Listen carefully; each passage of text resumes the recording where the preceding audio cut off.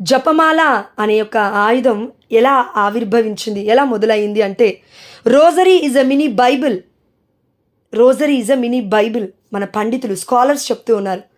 అంటే రొజారియం అనే పదం ఉంది లాటిన్లో రోజరీకి. మినీ బైబిల్ అని ఎందుకన్నాం? పరిశుద్ధమైన జపమాలలో మనం ధ్యానించే దేవరహస్యం 4 కూడా యేసయ్య చరిత్రే ఉంది.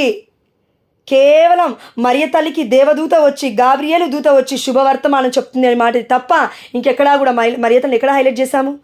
మరలా మహిమ దేవరహస్యంలో ఆ తల్లి పరలోక భూలోక రాజ్ఞిగా ఎత్తబడింది అని, కిరీటము పెట్టబడి ఉంది, పరలోక భూలోక రాజ్ఞిగా స్థాపింపబడిందని, మోక్షారోపణం అయ్యింది, దేవాతి దేవుడు తీసుకెళ్ళాడు అని దేవరహస్యంలో మనం చూస్తున్నాం. మిగతా అంశాలు మొత్తం యేసయ్య యొక్క శ్రమలు, యేసయ్య జ్ఞానస్నానం పొందిన విషయాలు అన్నీ కూడా 4 దేవరహస్యాలలో ఉన్నాయి. మనమందరం కథోలికులం కాబట్టి మనందరికీ ఇవన్నీ తెలుసు. అయితే ఈ యొక్క రొజారియం అనగా అర్థం ఏంటి అంటే గార్లాండ్ ఆఫ్ రోజెస్ అని అర్థం. అంటే అనేక రోజా పుష్పాల సముదాయమే ఈ జపమాల. విగ్రహారాధన అని ఎప్పుడు అంటారంటే మరియ తల్లి ఫోటో ఉన్నందుకు కాదు, మరియ తల్లి యొక్క ఇమేజ్ అక్కడ ఉన్నందుకు కాదు.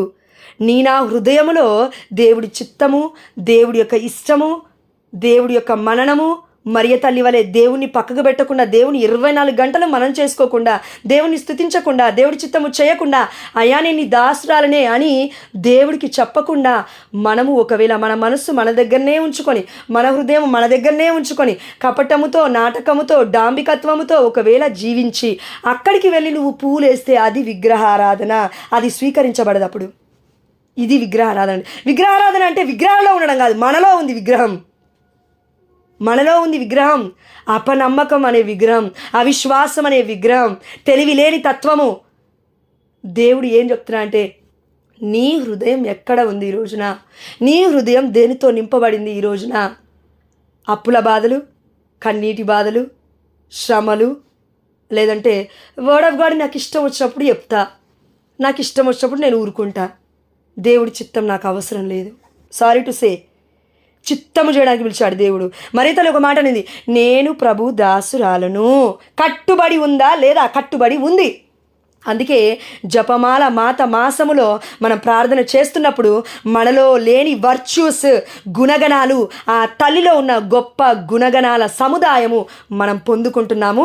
మనలో ఉన్న పిచ్చి పిచ్చి గుణాలు మొత్తము, ఆ యొక్క గుణము లేని తత్వం మొత్తము ఆ తల్లి పాదాల దగ్గర సాతానుని ఏ విధంగా అయితే ఆదికాండం 3వ అధ్యాయం 15వ వచనంలో తొక్కివేసిందో అదేవిధంగా మన జీవితంలో ఉన్న ఇష్టము లేని, దేవుడికి ఇష్టము లేని ఆ యొక్క సాతాను క్రియలు, సాతాను ఆలోచనలు, శారీరక వ్యామోహములు, ఇవన్నీ కూడా ఈ లోక వాంఛలు, ఇది లేదు అది లేదు, ఇది లేదు అది లేదు అనే కంప్లైంట్ బాక్సులన్నీ కూడా దేవుడు తన పాదముల క్రింద త్రొక్కివేస్తూ ఉన్నాడు. అదే సాతాను మరియ తల్లి పాదముల క్రింద తొక్కేశాడు. అందుకే ఆ తల్లి స్త్రీ అని సంబోధించబడింది ఆదికాండం 3వ అధ్యాయం 15వ వచనంలో. కాబట్టి ఈరోజు నువ్వు నేను కూడా మనం జపమాల ప్రార్థన చేస్తే ఏమవుతుందంటే సాతానుని అలా కాళ్ళ క్రింద తొక్కి వేస్తాము. ఇది నిజం. చూద్దాం వాక్యాలు ఎక్కడున్నాయి. కాబట్టి మనం మనస్ఫూర్తిగా జపమాలను జపించడం ద్వారా అమ్మ పాదాల వద్ద రోజా పుష్పాలను పెట్టడం లాంటిది, సమర్పించడం లాంటిది, లేదంటే మరియ తల్లి శిరస్సు పైన రోజా పుష్పాల కిరీటం అలంకరించడం లాంటిది. తల్లి త్రోసిపుచ్చది ఈ ప్రార్థన. ఎందుకు తల్లి దగ్గరికి వెళ్తున్నాము మనం అంటే తండ్రి దగ్గరికి డైరెక్ట్గా వెళ్ళలేమని కాదు. కానివ్వండి, ఇప్పుడు నువ్వు నేను ప్రార్థన చేసే సిచ్యువేషన్లో ఉన్నామా? వాక్యం ఎందుకు? ఈరోజు జరిగిన విషయాలు మన జీవితంలో దేవుడు చెప్తున్నాడు. వాక్యం ఎందుకు? ఈ జీవితం ఎందుకు? చచ్చిపోతే బాగుండు కదా. ఈ ప్రార్థన గ్రూపులు ఎందుకు? నువ్వు వెళ్ళిపో గ్రూప్ నుంచి. గ్రూప్ని ఎందుకు దూషిస్తున్నావు? గ్రూప్ని ఎందుకు శపిస్తున్నావు? Who you are? దేవుడు అంటున్నాడు, ఎవరమ్మా నువ్వు కాదది, నీలో సాతాను ఉంది, జాగ్రత్త. నువ్వు కాదది మాట్లాడేది, నీ భర్త కాదది మాట్లాడేది. ప్రార్థన చేయి, జపమాల చేయి, మోకరించు, చేతులెత్తి కొట్టడానికి చేతులు వస్తున్నాయి నీకు నాకు, కానీ పరిశుద్ధమైన జపమాల పట్టుకొని చేయెత్తి ప్రార్థించడానికి ఏమమ్మా మనకి? దేవుడు బాధపడుతున్నాడు. ఈరోజు నువ్వు అన్న మాటలు దేవుడు చూశాడు, బాధపడుతున్నాడు. మరియ తల్లి మధ్యస్థ ప్రార్థన ఎందుకండి అంటే నోరు మొత్తం కుల్లబడిపోయింది శాపవచనాలతో, నోరు మొత్తం అభిషేకం కోల్పోయింది శాపవచనాలతో, నోరు మొత్తము దేవుని దూషించింది అనేక మాటలతో. ఇది అవ్వదులే, అది అవ్వదులే, ఇది చేయడులే, అది చేయడు. ఏమంటే వాక్యం చెప్తాను, వాక్యం వింటాను, అన్నీ తెలుసు నాకు. ఏమీ తెలీదు నీకు నాకు. ఇందులో అక్క ప్రార్థన చేసింది విన్నాం కదా. ఏమీ తెలీదు నీకు నాకు, ఒక్క అక్షర ముక్క కూడా తెలీదు నీకు నాకు. అన్యులం మనం, గుర్తుపెట్టుకోవాలి ఇది. అందుకే మరియ తల్లి ధన్యురాలు అని ఎందుకు చెప్పబడిందంటే, ఆ దేవుణ్ణి దర్శించడం అని కాదు, ఆ తల్లిని దేవుడు దర్శించాడని కాదు, దేవుడి ఎన్నికలో మరియ తల్లి ఉంది కాబట్టి. పవిత్రపరచుకోలేదు దేవుడు, పవిత్రముగా సృష్టించుకున్నాడు. There is a difference. మనందరికీ ఆ తల్లికి చాలా వ్యత్యాసం ఉంది. ఆకాశం ఎక్కడ ఉందో, భూమి ఎలా అయితే వ్యత్యాసం ఉందో, అదేవిధంగా ఆకాశం మరియ తల్లి అనుకుంటే ఈ భూమి కింద మనం ఉండాలి. అంత ఘోరమైన పాపాత్ములం మనం. ఆ తల్లి మధ్యవర్తిత్వ ప్రార్థన ఎందుకు అడగాలంటే, పరిశుద్ధుల ప్రార్థన, నీతిమంతుడి ప్రార్థన అతి శక్తివంతమైనది, మహాశక్తివంతమైనదని యాకోబు రాసిన లేఖలో మనం చూసాము 5వ అధ్యాయంలో. కాబట్టి పాప సంకీర్తనకి వెళ్ళాలి. తీస్తే పోతుందా అంటే అది మన విశ్వాసం అండి. చాలామంది వాక్యం చెప్పే వాళ్ళమే బూతులు మాట్లాడమని దేవుడు చెప్తున్నాడు ఈ సమయంలో. అదేవిధంగా మరి పరిశుద్ధమైన జపమాలను ధ్యానిస్తే ఏం జరుగుతుంది? సమూయేలు మొదటి గ్రంథము 17వ అధ్యాయం 40వ వచనం చూడండి. దావీదు తన కర్ర చేత పట్టుకొనెను, ఏటి ఒడ్డు నుండి 5 నున్నని రాళ్ళు ఏరుకొని సంచిలో వేసుకొనెను. దావీదుకి గొలియాతుకి ఇక్కడ ఒక సందర్భం క్రియేట్ అయింది పరిశుద్ధమైన గ్రంథంలో. అదేంటంటే, సౌలు సమూయేలు ప్రవక్త చేత అభిషేకింపబడిన మొట్టమొదటి ఇజ్రాయేలులకి ప్రజలకి రాజు. ఆ రాజు కూడా భయపడిపోతున్నాడు గొలియాతుని చూసి. ఎలా ఉన్నాడంటే మహాభయంకరంగా ఉన్నాడంట గొలియాతు. సాతాను చూసి భయపడతాం కదా ఒక్కొక్కసారి మనం. ఆ సాతాను ఒక్కొక్కసారి మన యొక్క కుటుంబ సభ్యులు ఎంటర్ అయినప్పుడు కూడా భయపడతాం. అయితే గొలియాతు వలె మనం మన దావీదు వలె మనం పోరాడగలగాలి, గొలియాతు లాగా కాదు. గొలియాతు ఏం చేశాడంటే, తనకున్న భారీ శరీరాన్ని చూసుకున్నాడు, తనకున్న భారీ శరీరం మీద ఆధారపడ్డాడు. దేవుడి యొక్క వాక్యం సెలవిస్తుంది కదండి, జకరియా 4:6 అనుకుంటాను. సైన్య బలము వలన కానీ, నా సొంత బలము వలన కానీ నాకు విజయము కలగదు. నువ్వు ఎన్ని ప్రయత్నాలు చేయి, నా సొంతగా ఎన్ని ప్రయత్నాలు చేయి, ఎన్ని రాష్ట్రాలు తిరుగు, ఎన్ని దేశాలు తిరుగు, ఎన్ని ప్లేసెస్ అన్నా తిరుగు, ఒక సమస్యని సాల్వ్ చేసుకోవడానికి 1,000 మెట్ల వరకు కూడా నువ్వు ఎక్కువ అవ్వవి. ఎందుకు అవ్వవంటే, దేవుడి పరిశుద్ధాత్మ శక్తి లేనిదే నువ్వు నేను కూడా ఏమీ చేయలేము. అందుకే దేవుడి యొక్క వాక్యం సెలవిస్తుంది జకరియా 4:6, ఇదిగో సైన్య బలము వలన కానీ, నీ సొంత బలము వలన కానీ నీవు ఏమీ చేయజాలవు. నేను వసగు ఆత్మ శక్తి వలన నీవు ఏదైనా చేయగలుగుతావు. ఆమేన్, హల్లెలూయా. అందుకే ఇక్కడ గొలియాతు ఏమంటున్నా అంటే, ఇదిగో నా దేవర పేర్ల మీద నేను నీ మీదకి వస్తున్నాను అన్నాడు. కానీ దావీదు ఏమన్నాడంటే, యావే పేరు మీదకి నేను నీ మీదకి వస్తున్నాను. ఈ యుద్ధము యావేది? ఓ గొలియాతు, నీ భారీ శరీరం చూసి నేను భయపడట్లేను. నీ యొక్క ఆ యొక్క పెద్ద పెద్ద ఆ యొక్క కవచాలు ధరించి వస్తున్నాడు గొలియాతు మీదికి. కానీ దావీదు ఏం చేస్తున్నాడు అంటే, చూడండి ఇక్కడ వాక్యం చాలా క్లియర్గా సెలవిస్తుంది. దావీదు తన కర్ర చేత పట్టుకొనెను. ఇది వినండి, కర్ర చేత పట్టుకునేను, ఏటు ఒడ్డు నుండి 5 నున్నని రాళ్ళు ఏరుకొని సంచిలో వేసుకునేను. 5 నున్నని రాళ్ళు అనగా 5 గుర్తుల జపమాలకి సాదృశ్యంగా ఉంది. రేపు చరిత్రలో చెప్పుకుందాం అది. ఇప్పుడు మాత్రం ఈ వాక్యం విందాం. 5 రాళ్ళు అనగా 5 డికేట్స్కి, 5 గుర్తులకి సాదృశ్యకరంగా ఉంది. తన కర్ర చేత పట్టుకున్నాడు కదా, కర్రని చేత పట్టుకొని ఒక వ్యక్తి ముందుకు వస్తున్నాడంటే గొర్రెల కాపరికి సాదృశ్యకరంగా ఉంది. ఒడిసెలు తీసుకొని ఫిలిస్తీను వైపు పోయేను. ఇప్పుడు ఆ ఫిలిస్తీయుడైన గొలియాతు మీదకి వెళ్తున్నాడు. ఎందుకంటే గొలియాతు ఎంత భయంకరంగా మాట్లాడాడో తెలుసా? మీలో పిరికి పందలేని వాడు ఎవరైనా ఉంటే రండి, ఈ సామ్రాజ్యాన్ని మొత్తం మీరు తీసుకోండి. అయితే ఒక్కడైనా ముందుకు వస్తారా? భయపడి చచ్చిపోతున్నారు, ఎవరూ రావట్లేరు. శ్రమలు, భయపడి రావట్లేవు బయటికి. దేవుడి పరిచయం కోసం భయపడి రావట్లేవు.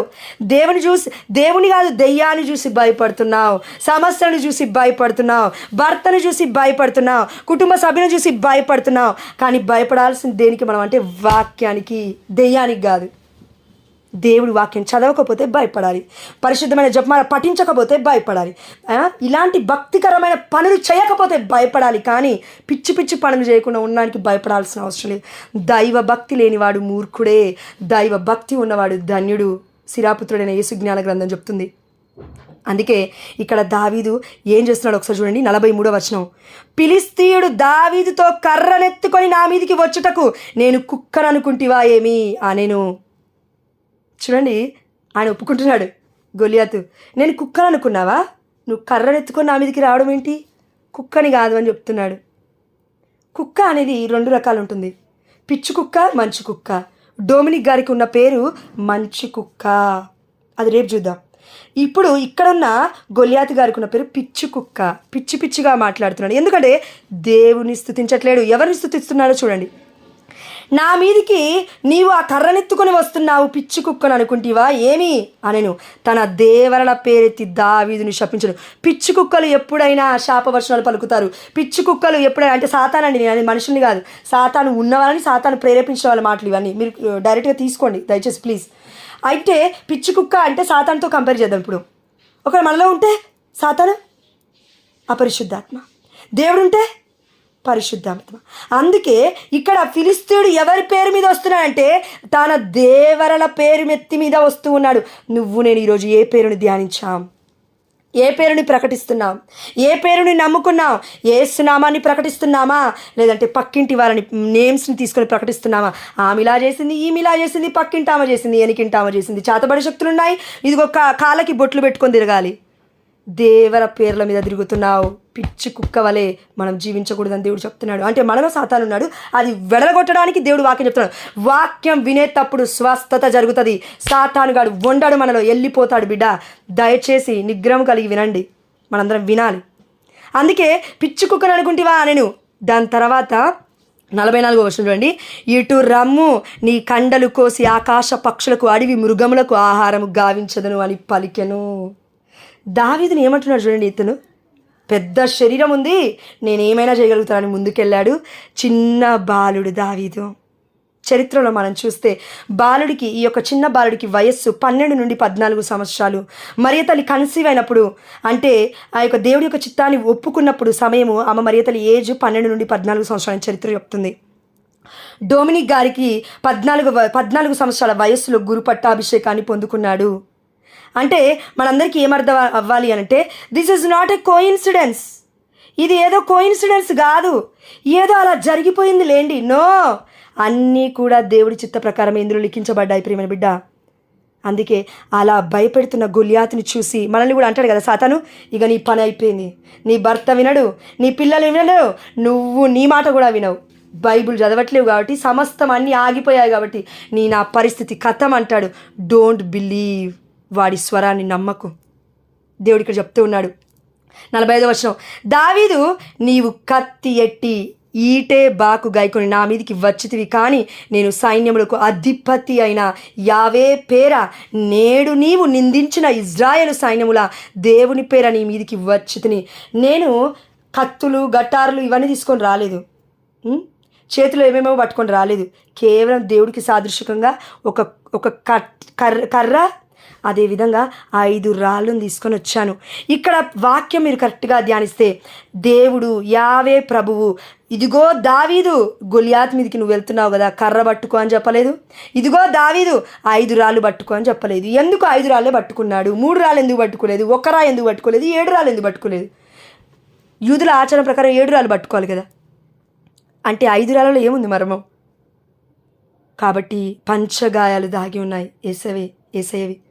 ఆ పంచగాయాన్ని మనం ధ్యానిస్తే ప్రపంచంలో ఉన్న ప్రతి నరక శక్తులు పంచలైపోతాయి. కానీ మనం విశ్వసించట్లేము, చూడట్లేము. బిడలారా, దేవుడు చెప్తున్నాడు ఈ సమయంలో, బైబిల్ చదివే వాళ్ళు బైబిల్ ఆపేశారంట. దేవుడు బాధపడుతున్నాడు దేవుడు.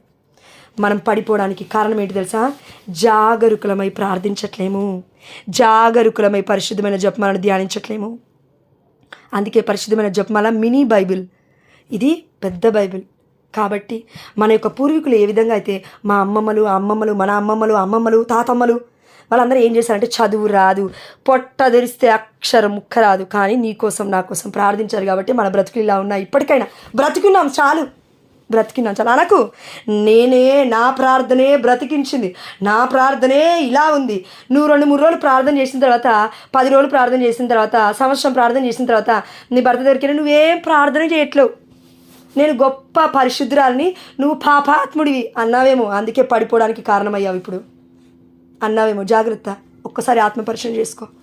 దేవుడు దూషించొద్దని చెప్తున్నాడు. కరెక్ట్ చేయి, ఖండించు, కానీ దూషించొద్దు. గర్వం వద్దు. మనల్ని మనం చూసుకొని, దేవుడి ఆత్మను చూసుకొని మనం గర్వపడాలి. కాబట్టి ఈ సందర్భం దాటిన తర్వాత ఏమవుతుందంటే 48వ వర్షం చూడండి, ముగిస్తాను.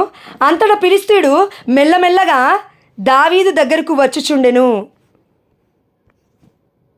అంతటా ఫిలిష్తీయుడు మెల్లమెల్లగా దావీదు దగ్గరకు వచ్చుచుండెను. దావీదు సేనల బారులు దాటి వడివడిగా ఫిలిష్తీయుడి మీదకి ఎదురేగెను. ఒక్కసారి కళ్ళు మూసుకొని ఊహించుకో. 9 అడుగుల బలమైన బలిష్ఠుడైన దెయ్యంలాగా ఉన్న ఆ గొలియాతు మీదకి పసిబాలుడైన ఉంది. సిరాపుత్రుడైన యేసుజ్ఞాన గ్రంథంలో దావీదు గారు పసిబాలుడైన, అక్కడ బాలుడు అని ఉంది. ఈ బాలుడు ఎదురేగుతున్నాడు, అంటే ఎదురు తిరుగుతున్నాడు, ఎగురుతున్నాడు. యావే పేరిట ఆనందములో ఉన్నాడు. యావే నాకు గెలుపునిస్తా అని చెప్తున్నాడు. యావే సమస్తాన్ని నా యొక్క వశము చేస్తాడు. విజయ నాదము, విజయ ధ్వానము ఈరోజు నేను చేయబోతున్నాను అని దావీదు వెళ్తున్నాడే కానీ గొలియాతుని చూసి భయపడలేదు. అతని ధైర్యాన్ని చూస్తూ ఉన్నారు ప్రజలు. మొత్తము 6 లక్షలకు పైగా ఉన్నారండి. ఆదికాండం నుంచి మనం చూస్తే నిర్గమకాండం వరకు. ఇక్కడ సమూయేలు మొదటి గ్రంథం మనం చదువుతుంది. మరి ఎంతమంది ఉన్నారు ఇంకా అప్పటికి చూసుకోండి. 49వ వచనం. అప్పుడు అతను ఏం చేస్తున్నాడు? ఎదురెళ్తున్నాడు, ఎగురుతూ వెళ్తున్నాడు. భయం లేదు, ధైర్యముతో ఉన్నాడు. ధైర్యము కలిగిన ఆత్మతో నింపబడ్డాడు. కాబట్టి యావే పేరు తలిచిన వాడు ధైర్యవంతుడు. సాతాను పేరు తలిచిన వాడు ఎప్పటికైనా పడిపోతాడు. సాతాను పూజించిన వాడు ఎప్పటికైనా పడిపోతాడు. అంటే అన్య మార్గంలోకి వెళ్ళిన వాడు ఎప్పటికైనా పడిపోతాడు. ప్రేమ బిడ్డ, యేసు నామములో మనం పడిపోకుండా ఉండుదుముగాక. ఆమేన్. హల్లెలూయా. దావీదు గారు మా కొరకు ప్రార్థించండి. 49వ వర్షం. అతడు సంచిలో చేయిడి రాయి తీసి ఒడిసెలలో పెట్టి గిర్రున తిప్పి ఫిలిష్తీయుని నొసటి పైన కొట్టెను. ఆ రాయి నొసటిని చీల్చి లోనికి చొచ్చుకొని పోగా ఫిలిష్తీయుడు గబ్బీలున నేలపై బోరగిల పడెను. ఇక్కడ వాక్యం చాలా క్లియర్గా సెలవిస్తుంది. దావీదు చేతిలో రాయి పట్టుకున్నాడని లేదు, అతని యొక్క సంచిలో చేయి పెట్టి రాళ్ళను తీస్తున్నాడు. మొట్టమొదటిగా ఒక రాయి తీశాడు. మనమందరం కూడా ఈరోజు కావాల్సింది జపమాల అనే ఆయుధం. రాయి. రాయి అనగా యేసయ్య. అవునా? ఎస్, రాయి. మనకి మూలరాయి మన యేసయ్య. బైబిల్ చెప్తుంది కదా, మూలరాయి, కార్నర్ స్టోన్ మన యేసయ్య, కథోలిక శ్రీ సభకి. కాబట్టి ఆ రాయిని ఒడిసెలలో పెట్టి, ఒడిసా అనగా ఏంటి? ఒడిసా అనగా ఇప్పుడు మీరు ఒక దారం లాంటిది తీసుకోండి. మన పాతకాలంలో ఉండేటివి ఇలా పెట్టి కరెక్ట్గా వెనక్కి ఎంత లాగితే అంత ముందుకు వెళ్తుంది, బాణం లాగాది. అలా ఒడిసెల్లో పెట్టి, అంటే పిట్టలు కొట్టేవాళ్ళు అప్పట్లో మన యొక్క పూర్వులు పిట్టలు పట్టుకునే వాళ్ళు ఉంటారు కదా, వాళ్ళ దగ్గర ఉండేటివి అవి. ఇలా రాయి పెట్టి గట్టిగా కొడితే వెనక్కి ఎంత లాగితే అంత ముందుకు అది వెళ్తుంది, పవర్ఫుల్గా రాయి. అది ఒకవేళ మన చేతిలో ఉండే ఒక ఆయుధం. అవునా? ఆ ఆయుధం తీసుకెళ్ళమని దేవుడు చెప్పలేదు దావీదుకి, కానీ తీసుకెళ్ళాడు. అదేవిధంగా మన చేతిలో ఈరోజు జపమాల, 5 గుర్తుల జపమాల రాయితో చేయబడింది. అంటే యేసయ్య కార్నర్ స్టోన్గా ఉన్నాడు. అందుకే ఆ రాయిని పట్టుకొని ఒక్క రాయి, ఇక్కడ 5 రాళ్ళు కూడా ఉపయోగించినట్లు చెప్పట్లేదు వాక్యం. మొట్టమొదటి రాయి తీశాడు. విశ్వాసముతో యావే పేరు మీద నీ మీద నేను యుద్ధానికి రాబోతున్నాను చెప్పాడు, చేశాడు. అంత పెద్ద వ్యక్తి గొలియాతు మహాభయంకరుడు అని వాక్యం సెలవిస్తుంది. 9 అడుగులున్నాడని చెప్తుంది. అతని యొక్క శరీరం బలిష్టంగా ఉందని చెప్తుంది.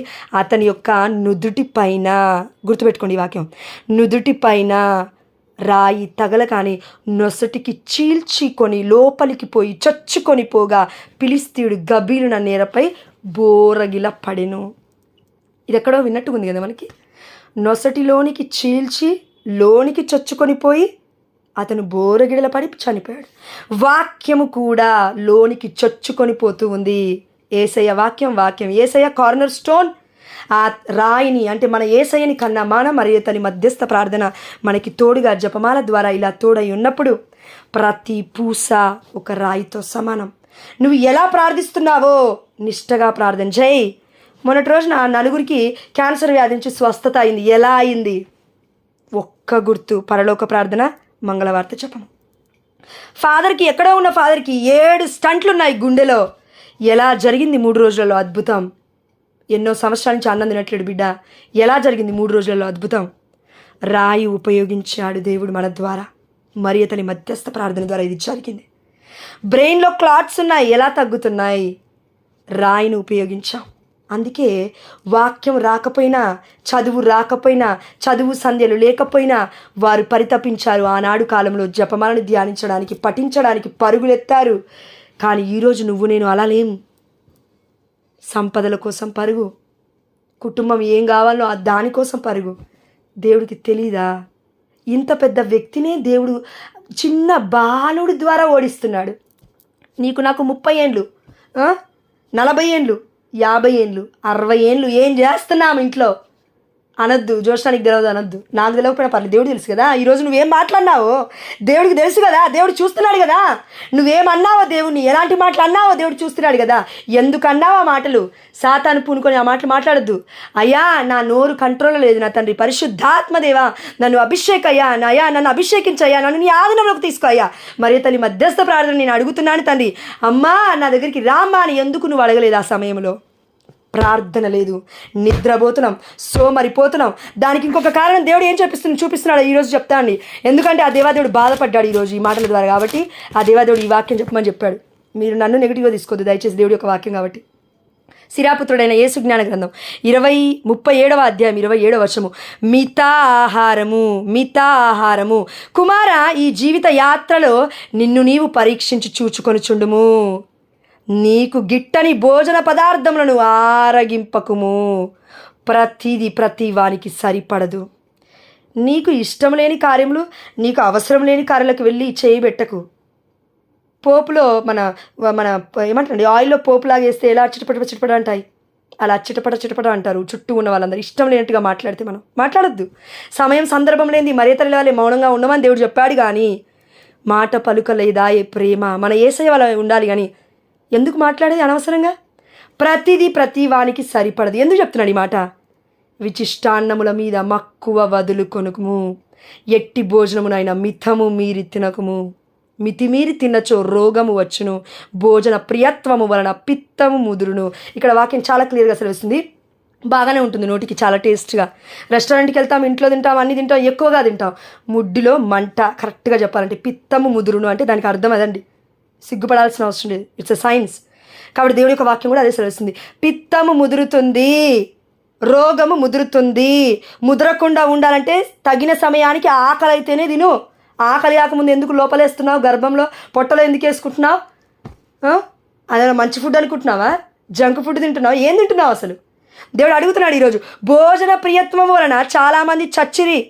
ఈ విషయంలో జాగ్రత్త వహించి నీ వయస్సు పెంచుకొనము. వయస్సు తగ్గిపోతుంది. ఎక్కువగా తిని రోగాల పాలైతే వయస్సు తగ్గిపోతుంది. దీనికి అర్థం ఏంటంటే లిటరలీ సోమరితనం. దేవుడు చెప్తున్నాడు. నిద్ర లేవాలంటే అమ్మో నా వల్ల కాదు, ప్రార్థన చేయాలంటే అమ్మో నా వల్ల కాదు, టీవీ చూడాలంటే ఇప్పుడు అవుతుంది నా వల్ల, సీరియల్ చూడాలంటే ఇప్పుడు అవుతుంది నా వల్ల, చిట్ చాట్ చేయాలి అబ్బాయిలతో అంటే ఇప్పుడు అవుతుందా నీ వల్ల? పెళ్ళయింది, ఎవరితో చాట్ చేస్తున్నావు నువ్వు? దేవుడు అడుగుతున్నాను నేను. ఎవరితో చాట్ చేస్తున్నావు అమ్మ నువ్వు? నీకు పెళ్ళయింది, పిల్లలు ఉన్నారు, ఎవరితో చాట్ చేస్తున్నాను? ఎందుకు అంత కామము? ఎందుకు అంత క్రోధము? లస్ట్ఫుల్ థాట్స్ అవి. లవ్ కాదు అది. అది లవ్ అంటారు, దాన్ని కొవ్వు అంటారు.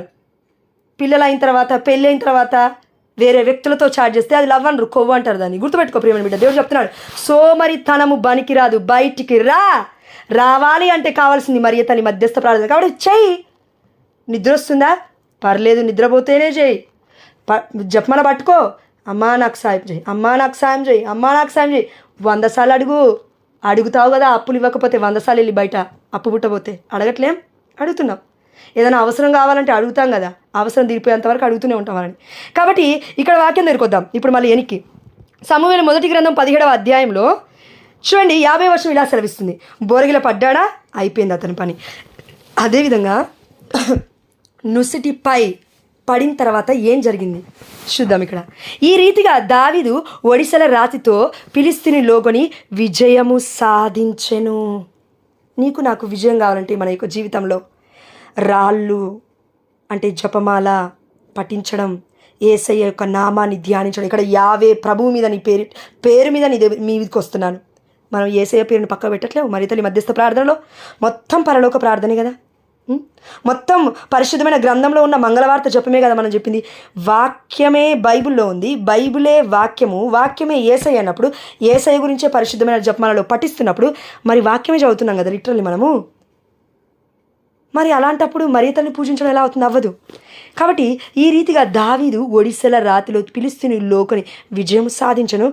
దావీదు చేతిలో కత్తి లేదు, వాక్యం సెలవిస్తుంది. దావీదు చేతిలో కత్తి లేదు. నా చేతిలో కత్తి అవసరం లేదు. నా చేతిలో వేరే కత్తులొద్దు. నా నోట్లో కత్తులొద్దు. శుభవచనములు కావాలి, శాపవచనములు వద్దు. నాలుక సమాధి వంటిది, సున్నము కొట్టిన వారి వలె ఉన్నారు. కపటాత్ములారా, సర్ప సంతానమా, గబ్బు వాసన వస్తుంది. సున్నము కొట్టిన ఆ యొక్క సమాధిలోకి వెళ్ళి చూస్తే పురుగులు పట్టుంటుంది ఆ యొక్క శవం. మన లోపల అలా ఉంది. ఇప్పుడు బయటపడుతుంది ఎవరు నిజమైన భక్తులని. కష్టాలు అందరికి ఉంటాయి. అనకు ఆమెకి ఏం కష్టాలు లేవు, వాక్య పరిచయం చేస్తుంది, నాకు కష్టాలు ఉన్నాయి, నేను చేయట్లేను. No, that's wrong. నీ ఆలోచనలు దేవుడి ఆలోచనలు చాలా, నా ఆలోచనలకి దేవుడి ఆలోచనకి భూమికి ఆకాశానికి ఉన్నంతకన్నా ఎక్కువగా వ్యత్యాసం ఉంది. ఈ రోజుల్లో అందరికీ ప్రాబ్లమ్సే ఉన్నాయి. ప్రాబ్లం లేని వాడు మనుష్యుడు ఎవడూ లేడు ప్రపంచంలో. కాబట్టి దృక్పథం మారాల్సింది నీలో నాలో. దేవుడు గొప్పవాడు, మరియతల్లి గొప్పది. దృక్పథం మారాల్సింది. నా ఆలోచనలో ఏదో ఉంది అనకూడని మాటలు అంటున్నాం. చేరుకోవాల్సిన సమయంలో దేవుడి యొక్క దేవాలయాన్ని చేరుకోవట్లేదు. దివ్య మందసం దగ్గరికి వెళ్తానని నువ్వు మాట ఇచ్చావు, మర్చిపోయావు. బైబిల్ వాక్యాలు రాస్తానని నువ్వు మాట ఇచ్చావు, మర్చిపోయావు. అన్నిటినీ పక్కకు పెట్టి దేవుడు క్షమిస్తారులే పాప సంకీర్తనలో ఒప్పుకుంటే అని ఇప్పుడు దేవుని దూషిస్తున్నావు. కరెక్ట్గా చెప్పాలంటే దేవుడు నీకు ప్రమాణం చేయమని చెప్పలేదు. ప్రమాణం చేసి అన్నీ మర్చిపోయి ఇష్టారాజ్యముగా జీవిస్తున్నావు. హూ యు ఆర్, నువ్వెవరు అసలు నీ ఇష్టారాజ్యముగా దీవించడానికి? నా దేహము దేవుడిచ్చింది, నా జీవితము ఊపిరి దేవుడిచ్చింది. మరి ఎంత ధైర్యం నీకు నాకు దేవుడికి మాట ఇచ్చి నిలబెట్టుకోకుండా పిచ్చి వాళ్ళలాగా పిచ్చి కుక్కలాగా మాట్లాడడానికి రోడ్ల మీదకి వెళ్ళి దేవుడు మాట్లాడుతున్నాడు. అమ్మ, ఒక స్త్రీ ఉన్నారమ్మ మన కుటుంబంలో, ఇప్పుడు ఈ గ్రూప్లో. తల్లి, నువ్వు ప్రార్థిస్తూ ఉన్నావు నీ భర్త కోసం, కానీ నీ నోరు ఆపుకోమంటున్నాడు. నువ్వు ప్రార్థనలో ఉన్నప్పుడు కూడా గొడవ పడుతున్నావంట. ఈ సమయంలో, రోజు ఈ సమయంలో ప్రార్థన జరుగుతుంది కదా, ఈ టైంలో నువ్వు గొడవ పడుతున్నావు భర్తతో.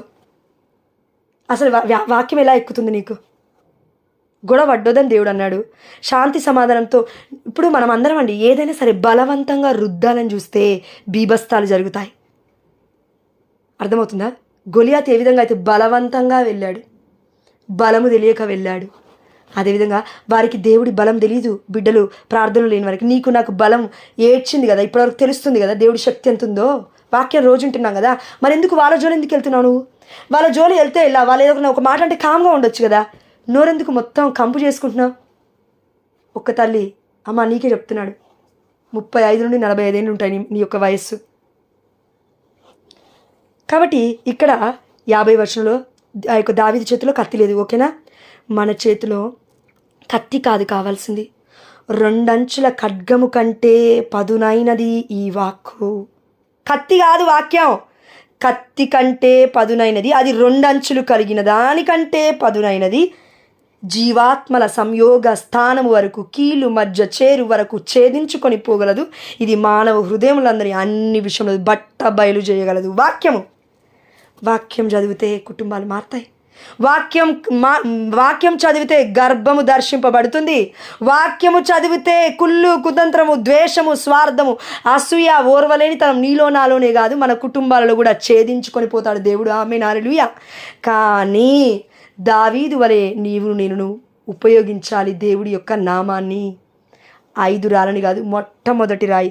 ఈరోజు నేను ప్రార్థిస్తున్న ప్రార్థన, జపమాల ప్రార్థన, మొట్టమొదటి పూస నుండి చివరి పూస వరకు నిష్ఠతో ప్రార్థన చేయగలగాలి. పరలోకమందున మా యొక్క ఇలా వద్దు, దేవర ప్రసాదం చేద్దాం ఇలా వద్దు ఆపేయాలి. ఇదంతా కథోలికులు చేసే పని కాదు, ఇది అన్యులు చేయాలి. అది యాక్చువల్లీ అన్యులు సైతం కనుక్కుంటున్నారు జపమాల ప్రార్థన ఎలా చేయాలని. ఈరోజు కిరణ్ అనే వ్యక్తి యూట్యూబ్ ఛానల్లో మెసేజ్ పెట్టాడు, అక్క జపమాల ప్రార్థన ఉంటే పెట్టక్క, నాకు తెలియట్లేదు ఎట్లా చేసుకోవాలని. అన్యులు తెలీదు, ప్రొటెస్టెంట్లు తెలీదు. అక్క వాళ్ళు జపమాల కూడా తీసుకున్నారు. జ్యోతి ఫ్రమ్ బెంగళూరు. ఆమె కనీసం వారానికి ఒకసారైనా ఫోన్ చేసి జపమాల ఇలా చెప్పుకున్న తర్వాత ఏం అనుగ్రహాలు పొందుకుంటాము, ఎలా ధ్యానించుకో, ఇవన్నీ అడుగుతుంది ఫోన్ చేసి. ఆ బిడ్డకి ఏమవసరం? ప్రొటెస్టెంట్ తన భర్త వెళ్ళిపోగానే ఆఫీస్కి అడుగుతుంది. తన భర్త క్యాథలిక్ శ్రీసభలో కూడా అడుగు పెట్టనివ్వట్లేడంట. వర్గాల వైపే గుంజుకెళ్తున్నాడు ఆ బిడ్డని. కానీ ఆ బిడ్డకి దేవుడు పిలుపు ఉంది కాబట్టి ఆ బిడ్డ ఇప్పటికి కూడా జపమాల ప్రార్థిస్తూనే ఉందండి. ఆ బిడ్డ క్యాథలిక్ బైబిల్ తీసుకుంది నా దగ్గర నుంచి. ఆ బిడ్డ ఇదంతా ఎందుకు? క్యాథలిక్ గురించి దేవుడు చెప్తున్నాడు. నీకు నాకు చెప్తుంటే మొత్తుకుంటుంటే మనకు అర్థం కావట్లేదు. క్యాథలిక్ అనగా కన్నతల్లి, కథోలిక శ్రీసభ, mother of God, mother of church Mariya తల్లి. ఆ తల్లి బిడ్డలో మనం అందరం ఆ దేవాదేవుడు ఇచ్చేశాడు. కాబట్టి ఇక్కడ దావీదు ఇంకో మాట చెప్తున్నాడు చూడండి, అతని యొక్క నుసుటిలోకి దూసుకొని వెళ్ళిపోయిందా. అదేవిధంగా ఆ యొక్క వ్యక్తి ఎలా పడిపోయాడో ఒకసారి చూడండి. 51వ వచనము, అతడు వేగముగా పరుగెత్తి ఫిలిష్తీయుని కళేబరము పైకెక్కి, కళేబరం అనగా చచ్చిపోయిన శవము అని అర్థము, కళేబరం మీదికి పైకెక్కి వర నుండి వాని కత్తి దూసెను. వాడి కత్తి వాడికే వాడుతున్నాడు, గొలియాతుకి. దావీదు కత్తి ఉపయోగించలేదు, కేవలం వాక్యము అనే ఖడ్గం మాత్రమే ఉపయోగించాడు. దానితో, ఆ కత్తితో, వాడి కత్తితో దానితో వానిని పొడిచి చంపి తల తెగ నరికెను. ఇక్కడ ఆగాలి మనం, కరెక్ట్గా అబ్జర్వ్ చేయండి. ఇక్కడ తల తెగ నరికెను అంటే దీనికి అర్థం ఏంటంటే ఒక్క మాటికి తల తెగ నరికాడు అని అర్థం. 14 ఏళ్ల బాబు, 12 నుండి 14 ఏళ్ళు ఉన్న బాబు, ఒక బాబు తల నరకగలడా? నరకలేడు. అది కూడా అతని యొక్క శరీరం ఎలా ఉంది? పెద్దగా ఉంది. అతని యొక్క దేహం ఎలా ఉంది? చాలా భయంకరంగా ఉంది. ఇప్పుడు ఆ దేహము మీదికి ఎక్కి అతని యొక్క తల నరకడం అంటే మామూలు విషయం కాదు. ఎంత బలం ఉండాలి ఆ బిడ్డకి, దావీదుకి చాలా బలం ఉండాలి. పసి బాలుడు అంత పెద్ద వ్యక్తిని, ఎంత పెద్దగా ఉందో అతని తల, నరకడం సాధ్యమా? నరం తెగడం సాధ్యమా? మెడలో ఉన్న నరం కష్టం. కోడి మెడని నరకడానికే మస్తు టైం పడుతుంది మనకి. మామూలుగా మన పూర్వీకులకు లేదంటే మన తల్లిదండ్రులకు చేస్తుంటారు కదా పని. అందుకే దావీదు గురించి ఒక మాట ఇక్కడ చెప్పబడుతుంది చూడండి. సిరాపుత్రుడైన యేసు జ్ఞాన గ్రంథం 47వ అధ్యాయం 3వ వచనం, అతడు మేక పిల్లలతో ఆడినట్లు సింహములతో పోరాడిను. ఎవరు? దావీదు. గొర్రె పిల్లలతో ఆడినట్లు ఎలుగు బండ్లతో తలపడెను. బాలుడుగా ఉన్నప్పుడే రాక్షస ఆకారుడైన ఫిలిష్తీయుని చంపి తన ప్రజల అవమానమును బాపెను. ఒడిసెలతో రాయి విసిరి గొలియాతు గర్వమనచెను. గర్వము అనగానే మనకు గుర్తు రావాల్సింది ప్రపంచవ్యాప్తంగా లూసిఫర్ గాడు, వాడు సాతాను. వాడి గర్వాన్ని బట్టే ఈ లోకంలో పడిపోయాడు. దేవుడు తొక్కేశాడు పరలోకంలో ఉండాల్సిన దేవదూతని. ఆ దేవదూత దెయ్యము దూతగా మారాడు. ఎందుకు? గర్వము వల్ల. అదేవిధంగా ఇక్కడ బాలుడుగా ఉన్న దావీదు గారు, అతని గురించి దేవుడు చెప్తున్నాడు, ఇతను మేక పిల్లలతో ఆడుకుంటాడు, సింహములతో పోరాడుతాడు. గొర్రె పిల్లలతో ఆడినట్లుగా కనబడుతుంది, కానీ ఎలుగుబంట్లతో తలపడతాడు. ఎలుగుబండ్లు, సింహాలు ఘోరమైన విషయం. అడవిలో నువ్వు నేను దూరంగా ఉంటేనే పారిపోతాం అక్కడి నుంచి. మనకెక్కడ అంత ధైర్యం? వాళ్ళు కూడా అవసరం లేదు, సింహాలు అవసరం లేదు, ఎలుగుబంట్లు అవసరం లేదు. మనిషి రూపంలో వస్తేనే భయపడతాం. సాతానుగాడు భరించలేం, ప్రార్థన చేయలేం, మోకాలు వంగదు. నేను చావనైనా దస్తాను కానీ ప్రార్థన చెయ్యను, చావనైనా దస్తాను కానీ వాక్యం చదవను. ఈ కుటుంబ సమస్యలలో, అప్పుల బాధలలో, ఆ యొక్క ఆలోచనలలో ఏదైనా సరే సాతానికి ఇష్టంగా బ్రతుకు, చావనైనా దస్తాను కానీ నాకు చావెందుకు వస్తలేదు అని ఈరోజు నువ్వు అన్నావంట. దేవుడు చెప్తున్నాడు, ఈ మాటలు అని అని అని అని శాపం కట్టుకుంటున్నావు. కుటుంబంలో ఆశీర్వాద వచనాలు మొత్తం కోల్పోతున్నావు. ఇప్పటి వరకు దేవుడు నీకు నాకు ఆశీర్వాదాలు ఇచ్చాడు, నీ నోటి మాటల ద్వారా కోల్పోతున్నావు. ప్రాబ్లం మనలో ఉందా? దేవుళ్ళో ఉందా? కాబట్టి దావీదు మహాభయంకరుడైన గొలియాతును గర్వం అనర్చాడు. ఎలా అనర్చాడంటే ఒక్క రాయి ఉపయోగించాడు. ఒక్క రాయి, వాక్యం, ఒక్క రాయి, జపమాలలో ఉన్న ఒక్క పూస చాలు. అందుకే ఆనాడు డొమినిక్ గారు ప్రార్థన చేస్తుంటే ఒక వ్యక్తిలో 15,000 దెయ్యాలు ఉన్నాయంట. ఒక్కొక్క పూసకి 100 దెయ్యాలను వెలగొట్టాడంట. ఇది నిజంగా జరిగింది. It's a history, it's a mystery, it's not a story. కథ కాదు, ఇది నిజం. డొమినిక్ గారి యొక్క సభలో, పెద్ద సభ, మరియ తల్లి గురించి ప్రకటిస్తూ ఉంటే మరియ తల్లి ప్రకటన ఆపాలి అని సాతాను గాడికి చాలా ఇష్టం, లూసిఫర్ గాడు. ఎందుకంటే అవిధేయత వల్ల వాడు పడిపోయాడు, విధేయత వల్ల అమ్మ మరియ తల్లి పరలోక రాజ్యానికి ఎత్తబడింది రాజ్ఞిగా. కాబట్టి వాడు కోల్పోయాడు దేవుడి సన్నిధిలో ఉండే యోగ్యతని, గొప్పతనాన్ని, ఆ మహిమని కోల్పోయాడు. మరియ తల్లి దేవుడి మహిమలో పాలు పంచుకుంటూ ఉంది, ఆ యొక్క తండ్రి దేవుడి యొక్క పాదముల దగ్గర ఉంది.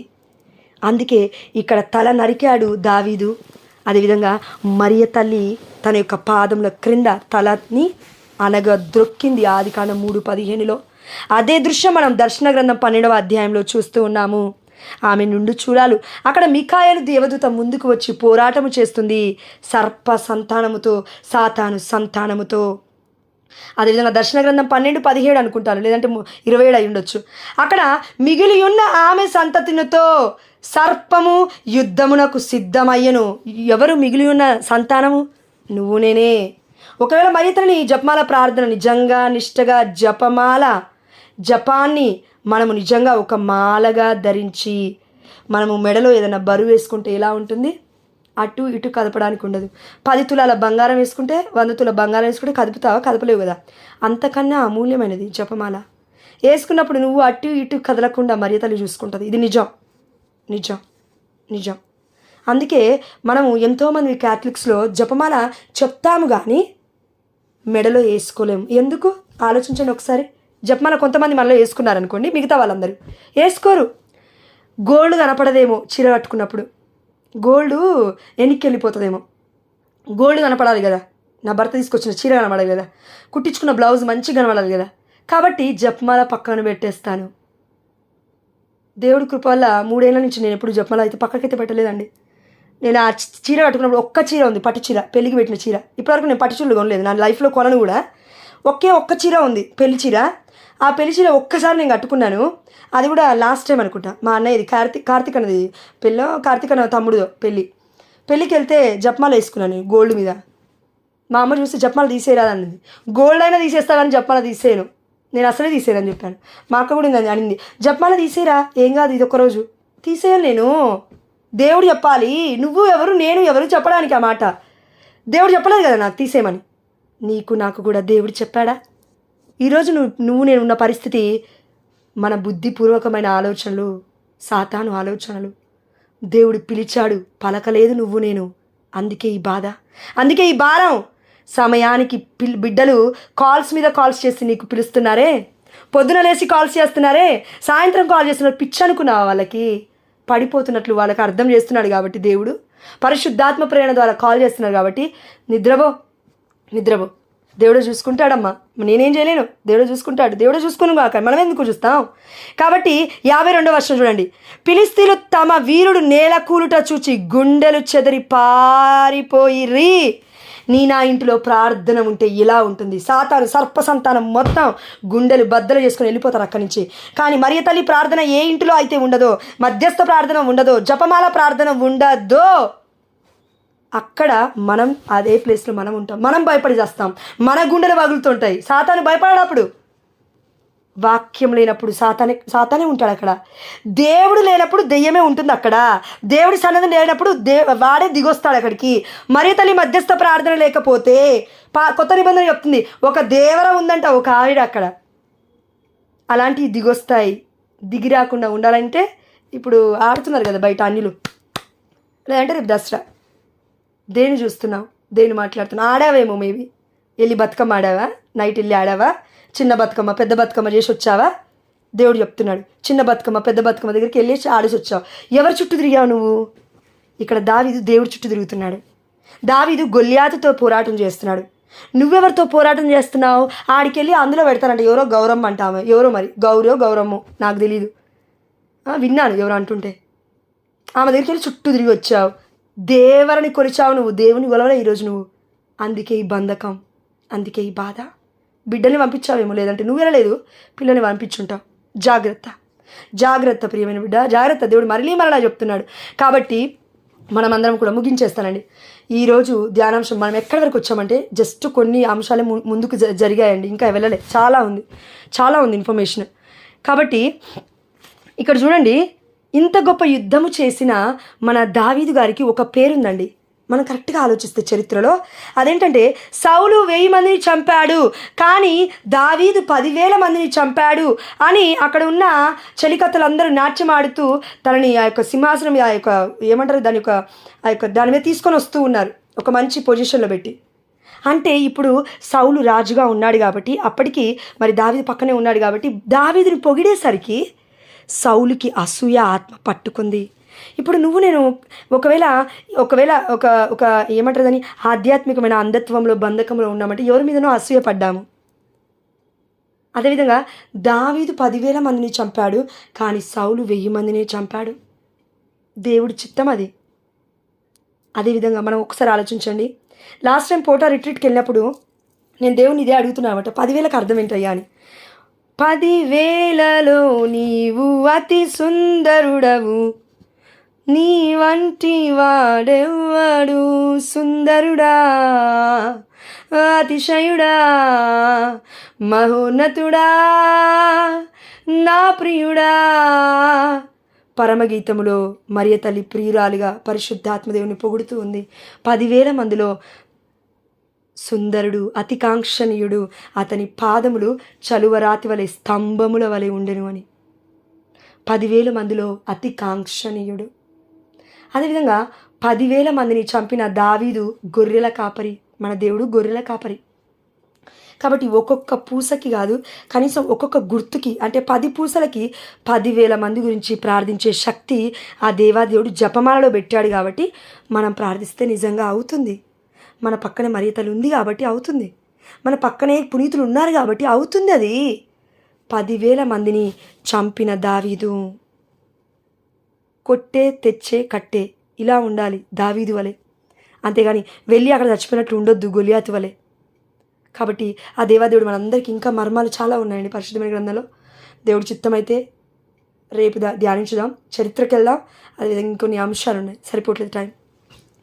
తండ్రి, కుమార, పరిశుద్ధాత్మదేవ, మేము ఉపయోగిస్తున్న ఈ ఆయుధం జపమాల. ఇప్పుడున్న మన ఇంట్లో పరిస్థితి అది ఏదైనా కావచ్చు. ఒక్కసారి ఉన్న పలంగా ఇప్పుడు ప్రార్థన అయిపోగానే అక్కడే మోకరించు. ఒక్క పూస కేవలం నీ కుటుంబ సభ్యులని, కుటుంబంలో ఉన్న అశాంతిని, పరలోక ప్రార్థన చెప్పు. ఈ యొక్క మంగళవార్త ప్రార్థన ఒక్కటే పూస చెప్పు. కళ్ళు మూసుకో, 2 చేతులు ఎత్తు, జపమాల ఎత్తి పట్టి ప్రార్థించు. నాకు సహాయం చేయి తల్లి అని మనసులో అనుకుంటూ ఒక్క పూస చాలు.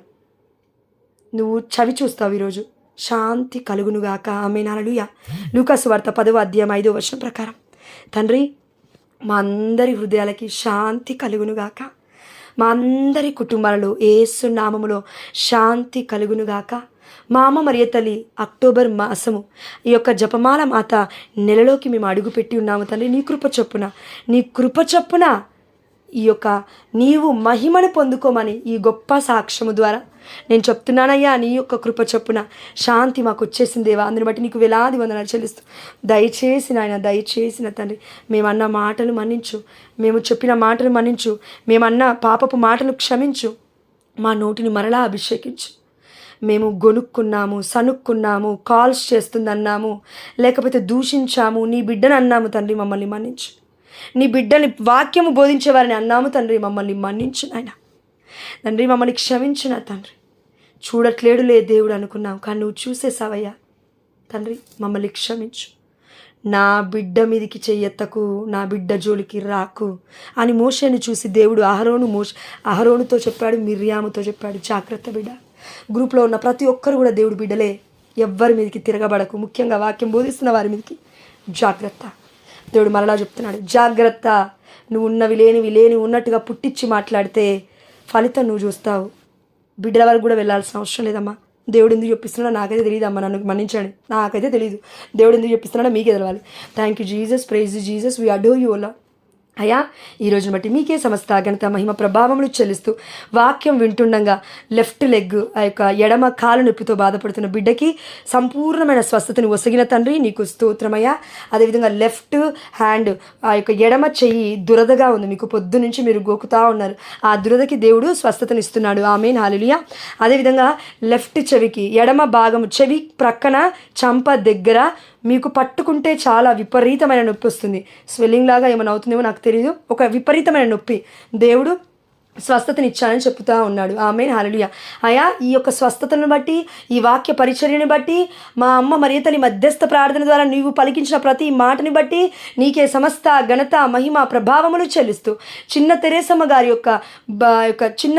గారి వలె తండ్రి నీ పాదముల దగ్గర పుష్పము వలె మేము చేరడానికి, మా ఈ ప్రార్థనలన్నీ కూడా అయా నీ యొక్క పరిశుద్ధమైన తిరు హృదయానికి, మరియ తల్లి నిష్కలంక మాత హృదయానికి, మా హృదయాలు అంటగొట్టబడడానికి నీవు నీవు మాకిచ్చిన ఈ ఆయుధములను, అమూల్యమైన ఈ వస్తువులను విగ్రహాలుగా కాకుండా పరిశుద్ధమైన జపమాలను మేము ధ్యానిస్తూ జపమును మరణము చేసుకుంటూ జపములోనే జీవిస్తూ అనేకులకు దీవెనకరంగా ప్రపంచాన్ని కదిలించే ప్రవక్తలుగా మమ్మల్ని మార్చబోతున్న దేవా, నీకే సమస్త గణిత మహిమ ప్రభావములు చెల్లిస్తూ పునీత డొమినిక్ గారి మధ్యవర్తిత్వ ప్రార్థన ద్వారా, పునీత నోవినిస్ గారి యొక్క మధ్యవర్తిత్వ ప్రార్థన ద్వారా, పునీత చిన్న తెరేసమ్మ గారి యొక్క లిటిల్ ఫ్లవర్ బేబీ జీసస్ మధ్యవర్తిత్వ ప్రార్థన ద్వారా మేము అడిగిన ప్రతి ప్రార్థనకి మీరు సమాధానం ఇస్తున్నారని ఈ వాక్య పరిచర్య ద్వారా మేము విశ్వసిస్తూ యేసు నామములో అడిగి పొందుకుంటున్నాము మా ప్రియ పరలోకపు తండ్రి. ఆమేన్. హల్లెలూయా. Thank you Jesus. ఆరోగ్యమాత చల్లని తల్లి, దయగల తల్లి, పాలించే రాణివి, నీకే మా పుష్పాంజలులర్పింతుమమ్మ, నీకే మా పుష్పాంజలు అర్పింతుమమ్మ. ఆరోగ్యమాత నవకోటి జనులకు వెలసిన మాతవు, నవకోటి జనులకు వెలసిన మాతవు, ఎవరి వారి కష్టాలను తీర్చిన దేవతవు, ఎవరి వారి కష్టాలను తీర్చిన దేవతవు, పుష్పించే నీ హృదయం, వికసించే నీ నామం, పుష్పించే నీ హృదయం, వికసించే నీ నామం. ఆదర్శ తల్లివి నీవేనమ్మా, ఆదర్శ తల్లివి నీవేనమ్మా, జపమాల మాతవి నీవేనమ్మా, వ్యాకుల మాతవి నీవేనమ్మా, మా అందరి మాతవు నీవేనమ్మా. ఆరోగ్యమాత చల్లని తల్లి, దయగల తల్లి, పాలించే రాణివి, నీకే మా పుష్పాంజలులర్పింతుమమ్మ, మీకే మా పుష్పాంజలులర్పింతుమమ్మ. ఆరోగ్యమాత గొంతు దగ్గర నుంచి అబ్డామిన్ వరకు, ఎవరికో గొంతు దగ్గర నుంచి అబ్డామిన్ వరకు మీకు ఒక విపరీతమైన నొప్పి ఉంది. ఒక్కసారి జపమాలను ధ్యానించండి, ఈరోజు ధ్యానించి పడుకోండి. దేవాదేవుడు స్వస్థనిస్తా అని చెప్తున్నాడు. ఆమేన్. హల్లెలూయా. గొంతు నొప్పిగా ఉంది, గొంతు భాగం నుండి హృదయం మధ్యలో నుండి మీకు ఈ ఉదర భాగం వరకు అతి విపరీతమైన నొప్పి. కాబట్టి దయచేసి మీరు ప్రార్థనలో జాయిన్ అయ్యారు, దేవుడు చూశాడు, స్వస్థతను ఇచ్చేశాడు. కానీ కృతజ్ఞతగా దేవుడికి ఒక్క జపమాల ప్రార్థన చేసి పడుకోండి. ఓకేనా? ఒక పూసన్న. Thank you Jesus, praise you Jesus, adore you Jesus. Thank you lord. Praise lord అక్క, ప్రైజ్ లార్డ్ ఆంటీ.